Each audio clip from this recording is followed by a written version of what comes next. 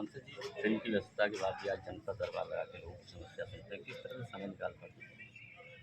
ये ज़्यादा समय नहीं लगता है, मुश्किल से 1 घंटा दीजिए तो सब हो जाता है। तो रोज़ ही हम लोग जहाँ पे भी शूटिंग करते हैं वहाँ ऐसे बैठते हैं, जो भी समस्या होती है उसका निस्तारण कर लिया जाता है। अच्छा, आजमगढ़ की जनता ने आपको चुना है, तो विकास कार्य को अगर बताया जाए तो किस तरह के विकास कार्य आपने किए हैं और क्या बताएँगे? मुझे लगता है जो 50 साल में नहीं हुआ वो 1 साल में हम लोगों ने कर दिया। 50 साल से जनता जो चीज़ के लिए तड़प रही थी, नज़र गड़ाए बैठी थी कि ये कब होगा, वो सब 1 साल के अंदर हम लोगों ने कर दिया। तो वो तो आप आजमगढ़ की जनता से पूछेंगे तो खुद ही आपको बताएगा कि क्या हुआ है यहाँ पे।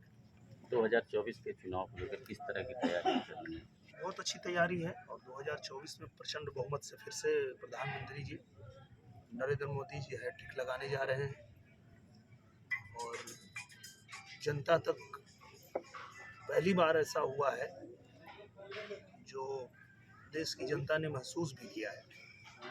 पहली बार ऐसा हुआ है इन 8-9 सालों में कि जो भी योजना आई है वो जनता तक पहुंची है, उनके घर तक पहुंची है, उनके हाथ में पहुंची है। कागजों में तो पहले बहुत होता था कि ये सुविधा दे दो, वो सुविधा दे दो, पर वो पहुंचता नहीं था।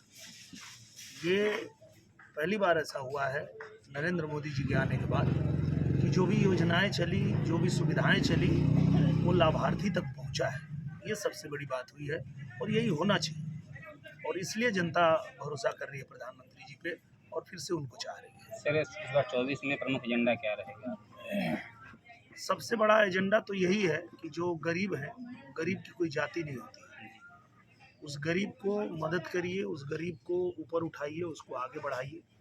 और प्रधानमंत्री जी ने जो संकल्प लिया है कि हम भारत को विकसित भारत बनाएंगे, तो विकसित भारत का अर्थ ही यही होता है कि यहाँ कोई गरीब बचेगा नहीं। इस दृष्टि से हम लोग काम करना चाहते हैं और ये तभी सफल होगा जब पूरे देश के लोग इसमें अपनी सहभागिता देंगे।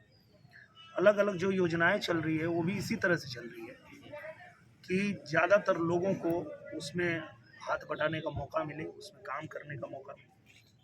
तो निश्चित रूप से भारत को विकसित भारत बनाने का ही लक्ष्य है। विपक्ष लगातार आरोप लगा जा रहा है कि जो भी विपक्ष में विरोध में बोलता है उस पर ईडी और सीआईडी का छापा पड़ता है, सीबीआई का, तो इस पर आप क्या कहेंगे? नहीं, विरोध में तो और भी बहुत लोग हैं, उनके ऊपर क्यों नहीं छापा पड़ता? जिनके खिलाफ सबूत है, जिनके खिलाफ साक्ष्य है, गवाह जिनके खिलाफ गवाही दे रहे हैं, उनको ही कर सकते हैं ना।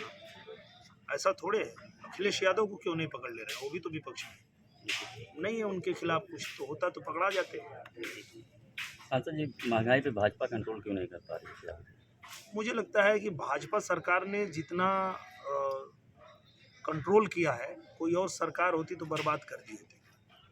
आप पूरी दुनिया की इकोनॉमी को देखेंगे तो कोविड महामारी के बाद पूरी दुनिया की अर्थव्यवस्था जिस तरह से गड़बड़ाई, उसमें भारत को जितना सही तरीके से ढंग से संभाला प्रधानमंत्री जी ने, ये भारतीय जनता पार्टी की सरकार ही है कि संभली। कोई और सरकार होती तो हाथ ऊपर उठा लेती कि नहीं हो पाएगा और बर्बाद कर दी होती। ये तो हम लोग सौभाग्यशाली हैं कि हमारे प्रधानमंत्री नरेंद्र मोदी जी की जो नीतियाँ थी और जो सोच थी, दूरदर्शिता थी, जिसकी वजह से हम लोग बच पाए।